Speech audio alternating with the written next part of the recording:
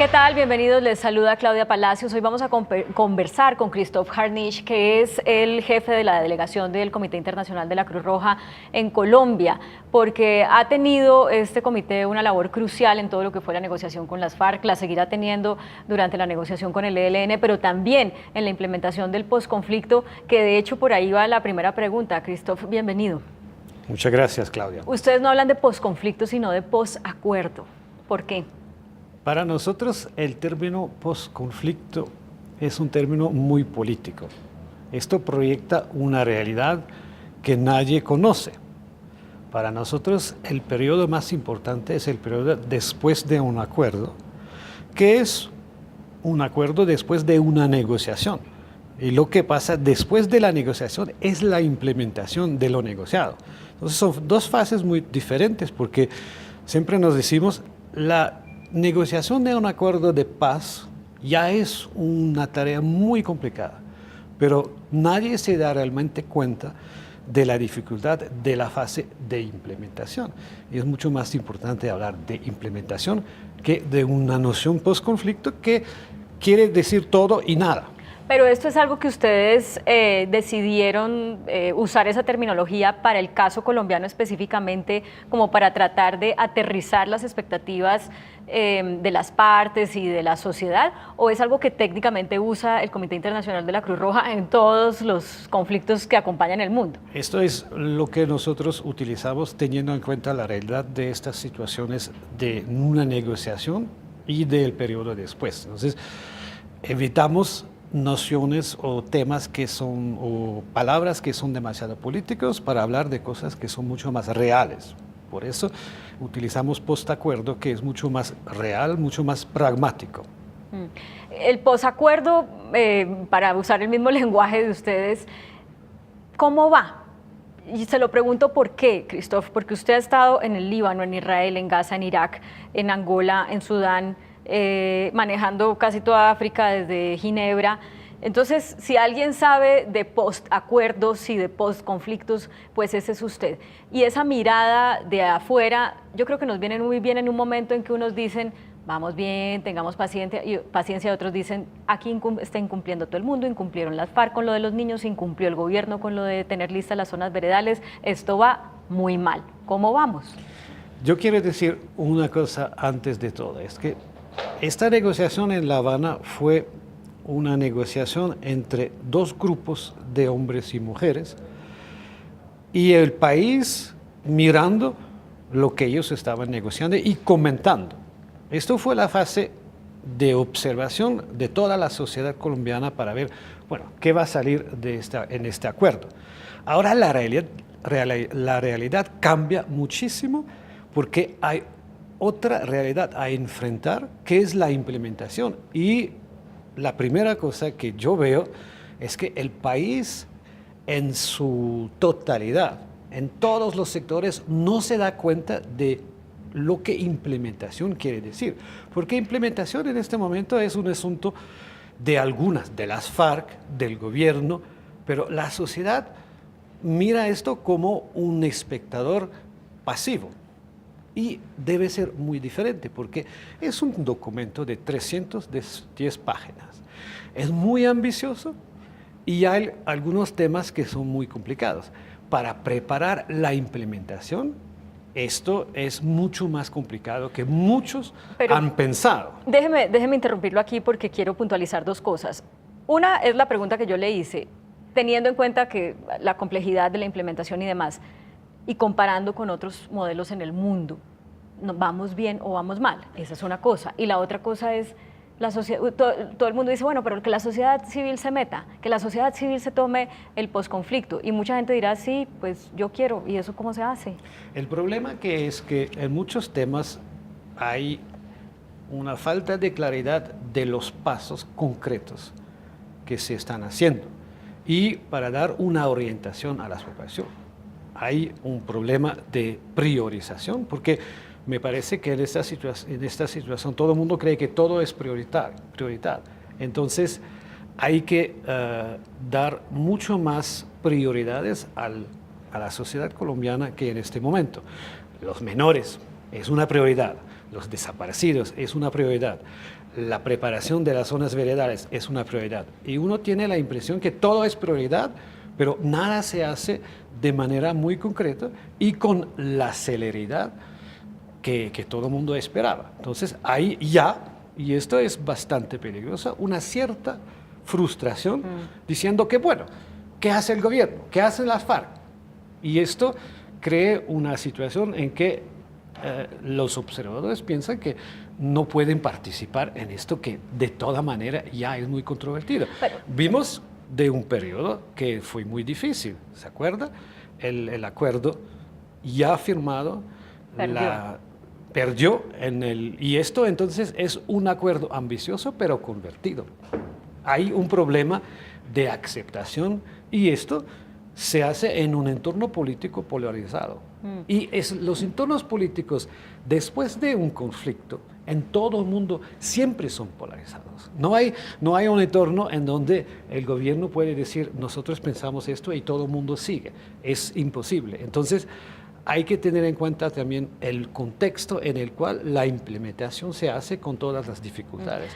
La buena noticia en este momento es que no hay una voluntad de las partes que realmente son interesados para implementar, de no implementar. Yo veo buena voluntad de implementar, pero con muchas dificultades. Pero es que a eso va la siguiente pregunta. Ustedes acompañaron toda la negociación, como los países observadores y garantes y demás, y no sé si es que alguien tenía que tocar la campana y decir, mire, ustedes se están comprometiendo a hacer unas cosas muy ambiciosas en unos tiempos que no dan, no sean tan ambiciosos o alarguen los tiempos. Yo no sé si eso lo dijeron los acompañantes, los garantes, la Cruz Roja, con la experiencia que ustedes tienen, o los dejaron irse de cabeza y decir, nos comprometemos a una cosa que ustedes sabían que no se iba a poder cumplir. Ya dijimos desde la primera reunión que lo importante es que los negociadores toman tiempo para explicar lo que están negociando. Es una idea muy sencilla, diciendo que hay que hacer pedagogía, hay que explicar lo que se discute. De hecho, es muy complicado, porque hay que explicar contenidos de la negociación que no pueden ser abiertos. Hay una cierta confidencialidad que es necesaria en una negociación y la explicación durante el proceso de negociación es bastante compleja porque hay que explicar las cosas con palabras muy sencillas. Y esto no se hizo. Hubo muchos esfuerzos de los negociadores, pero esos negociadores, negociando en La Habana, regresando a Bogotá y a Colombia y haciendo esta pedagogía, eso no fue suficiente. Entonces el país, después de un trauma profundo de 50 años, ahora tiene que aceptar que hay tal vez otro periodo en su vida. Y esto va a llevar tiempo. Todo el mundo tiene que acostumbrarse y esto necesita liderazgo. El liderazgo es lo más importante en esta situación y es muy complejo porque estamos en una situación, sí, hay elecciones en 2018, claro que sí, pero esto todo el mundo lo sabía. Entonces, el liderazgo es realmente empujar donde se puede y explicar aún más. Y después hay que estar claro que hay que también buscar el diálogo con los que no están de acuerdo, que están un poco frío, un poco con resistencia, diciendo, bueno, ¿por qué lo hacen? Y esto es muy normal. Lo bueno en este proceso es que eso, desde el inicio de la negociación, fue un proceso de los colombianos. Los colombianos que negociaban, las FARC y el gobierno, pidieron el apoyo de la ONU, de la comunidad internacional, pero para asuntos y tareas muy específicas.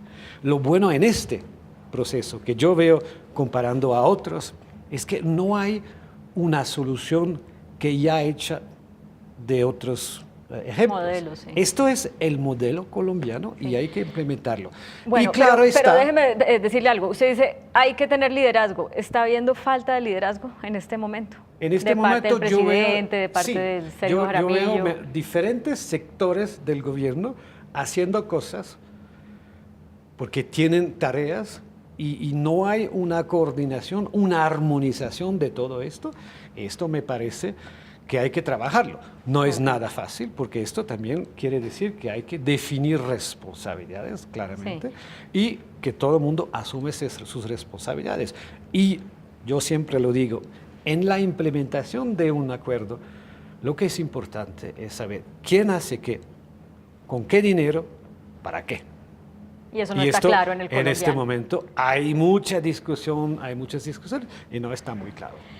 Usted habló antes de la necesidad de que la sociedad participe en la implementación y yo le preguntaba, ¿eso cómo se hace? Hay mucha gente interesada en hacer fundaciones, en voluntariados, este tipo de cosas, pero pareciera pues, que evidentemente no es suficiente.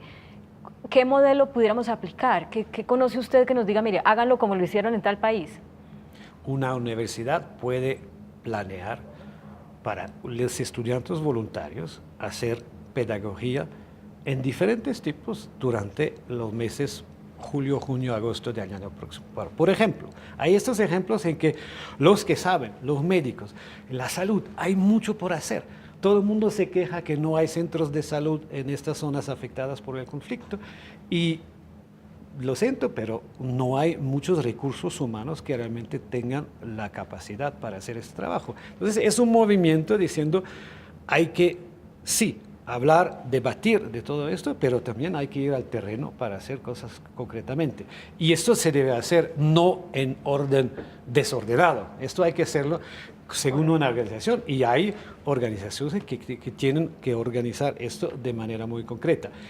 Hay otras formas, hay formas para buscar la reconciliación, el diálogo entre diferentes indígenas en el Chocó. Hay mucho por hacer que ya se hace, pero esto se puede ampliar porque en una situación como estas, tal vez el contexto en el terreno, en estas zonas más afectadas, va a cambiar mucho.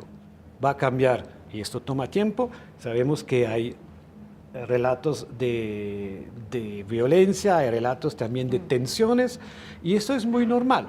Pero está claro que ahí el diálogo entre los que están liderando este esfuerzo de la implementación tiene que ser con las personas que realmente, y las organizaciones que tienen la voluntad de ayudar. Bueno, pasemos a hablar de lo que, de las cosas más preocupantes que están sucediendo, que tienen que ver con el asesinato de líderes sociales, con la llegada de grupos al margen de la ley a las zonas antes ocupadas con las FARC. ¿Qué tan peligrando está el acuerdo por cuenta de esto? Ustedes que tienen sus ojos ahí en las regiones. Esto, primero, es nada nuevo. Esto se discute desde años ya.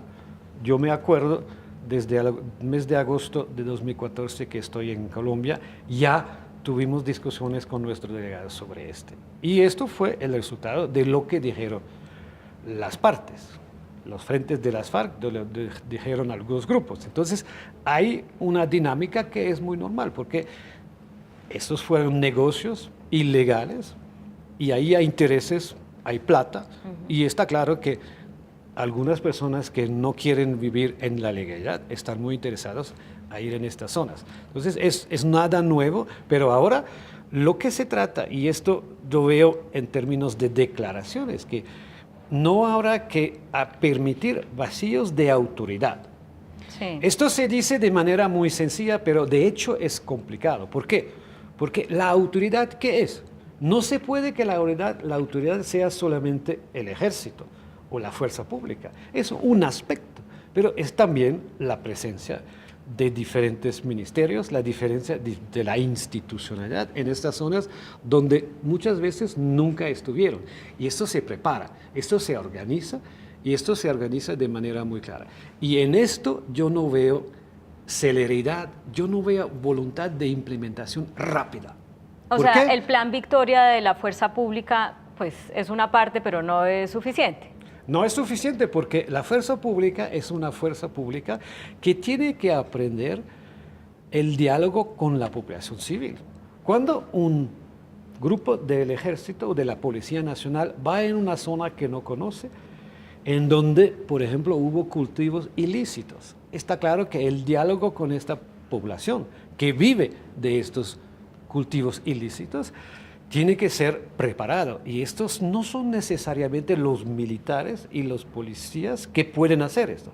Tienen que tener un apoyo de civiles, porque es muy importante que este diálogo se haga en el respeto de otro y que no sea que todo el mundo dice, bueno, estas instituciones no tienen credibilidad y ellos vienen para cambiarnos la vida y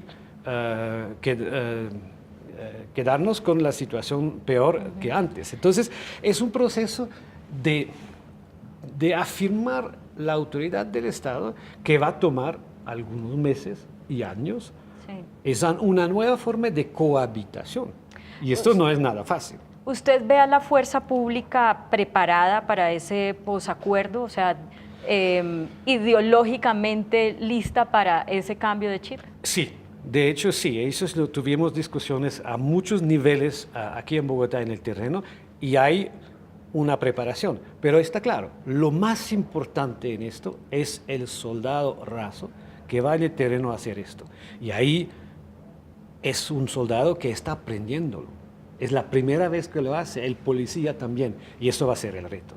El reto de los generales que están muy claros, lo tienen muy claro y tienen la voluntad de implementarlo bien y quieren evitar todo tipo de incidencias. Esto ya es un hecho, pero el soldado raso, y tenemos en cuenta que es muy complicado porque esta fuerza pública hace un año estaba en una situación de guerra contra las FARC. Ahora, una parte de esa fuerza pública está protegiendo las zonas veredales. Es algo increíble, es un logro, pero hasta ahora se hace sin incidentes. Pero esto hay que continuarlo. Y esto no quiere decir que todo está perfecto, no quiere decir esto. Esto quiere decir que ya hubo algunos pasos importantes hechos. Sí. Y yo no estoy diciendo que esto es muy positivo y todo. No es esto.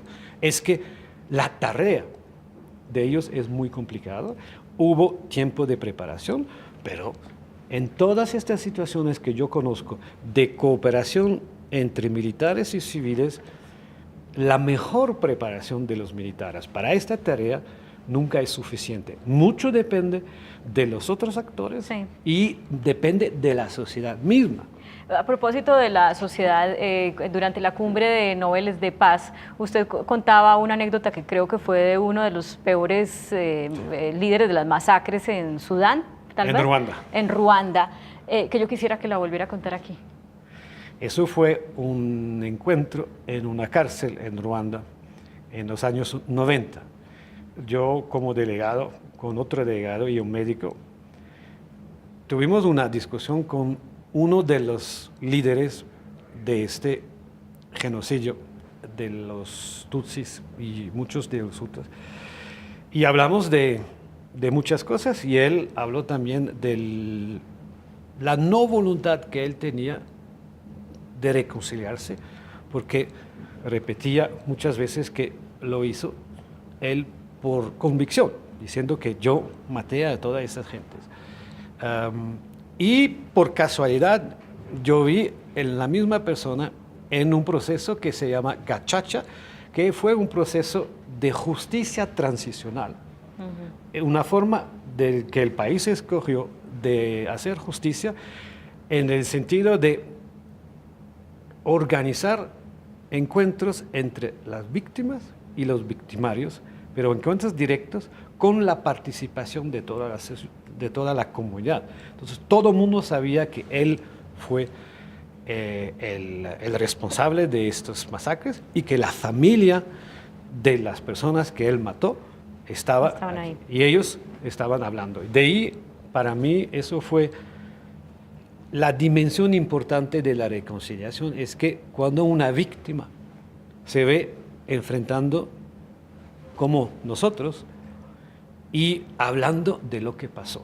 Y ahí ya el señor sí estuvo dispuesto a Y ahí el señor cambió completamente de posición. O sea, cuando se enfrentó a su víctima, a sus víctimas. Y siempre yo tengo la impresión que el elemento fue mirar en los ojos de las víctimas y de los familiares de las víctimas que hizo cambio de opinión.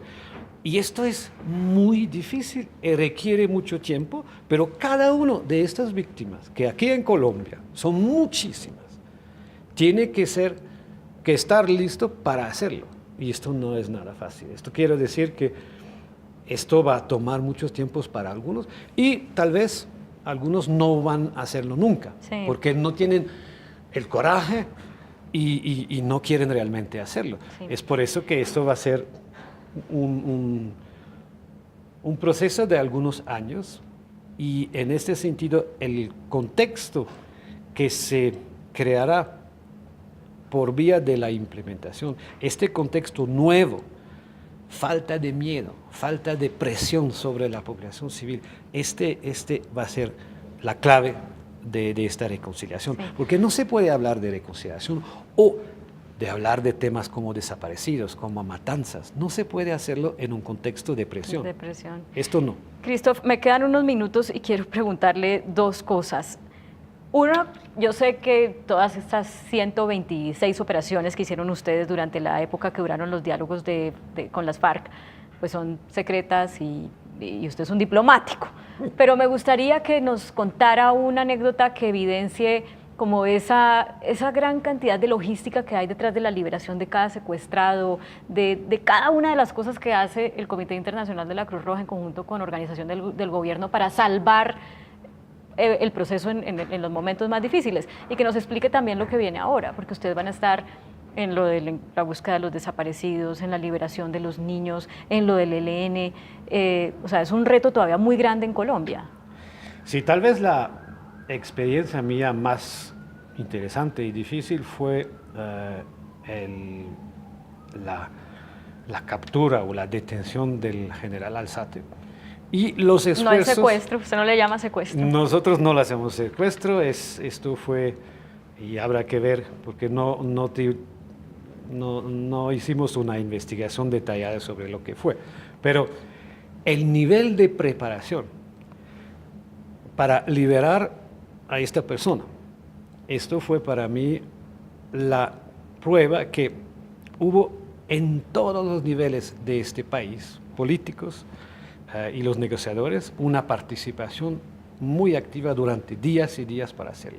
Nosotros intervinamos para darles consejos sobre esto lo podemos decir, esto no podemos decirlo. Y en este sentido, estos son muchas cuestiones de detalles. ¿Qué tipo de helicóptero? ¿Cómo se hace? ¿Cuándo se hace la emblematización del helicóptero? ¿Cómo se maneja la confidencialidad de la operación?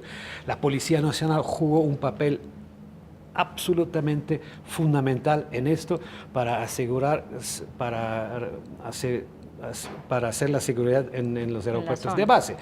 Y después hay que crear, y esto crea un nivel de confianza entre las partes, para hacer la operación. Lo más importante es que tenerlo muy claro en los protocolos y después hacer todo para cumplir estos protocolos como están escritos. Y esto es nada fácil porque está claro que estas son operaciones con muchos participantes y hay que tener en cuenta los tiempos definidos, los participantes y informar a todos. ¿El CICR tiene la misma confianza con el ELN para llevar a cabo este tipo de operaciones que la que desarrolló con las FARC? Porque usted acaba de llegar de Quito y pues me imagino que hablaron de ese tipo de cosas. Sí, hicimos una primera experiencia con el ELN el 2 de febrero en la liberación de Odín Sánchez. Y esto para mí es un capítulo nuevo, porque es otro actor que tiene otra ideología, que tiene otras políticas, y ahí yo lo veo que para crear el mínimo de confianza necesitamos a discutir las cosas muy detalladas y tal vez escribir protocolos mucho más detallados. Yo tengo fe en que hay voluntad de hacer más operaciones, pero está claro que esto es un asunto que todavía está muy confidencial, pero crear confianza se puede con actos concretos. Declarar la confianza y hablar de confianza en una reunión entre 2 o 3 partes es bueno, pero no es suficiente. se crea la confianza con actos Y concretos. al ELN todavía le falta Y ahora hacer actos. faltan estas operaciones, y esto fue el mismo al inicio del proceso con las FARC. porque- ¿Cuántas vienen con el ELN o cuál es la siguiente? Esto lo vamos a hacer, esto depende de las partes y todavía están discutiéndolo en Quito. Entonces esto será para la próxima vez. Christophe Harnisch es el jefe de la delegación del Comité Internacional de la Cruz Roja en Colombia. Muchas gracias por acompañarnos. Muchas gracias, Claudia. A ustedes también, sigan con nosotros.